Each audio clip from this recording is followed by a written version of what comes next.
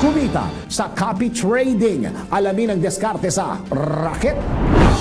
Alamin ang mga bagong paraan kung paano kumita sa panahon ngayon. Nang legal ha, eto na ang Raket. Isa ka rin ba sa mga nag-iisip ng pwedeng mapagkakitaan? Kung mahilig kang makipag-trade, subukan na ang website na XM Copy Trading. Ang pagkita ng pera, pasimplihin natin sa Raket. Para simulan ang pagtitrade, kinakailangan mo munang mag-open ng account. Then kung bago ka pa lang sa trading, may tutorial video na nakalagay sa website.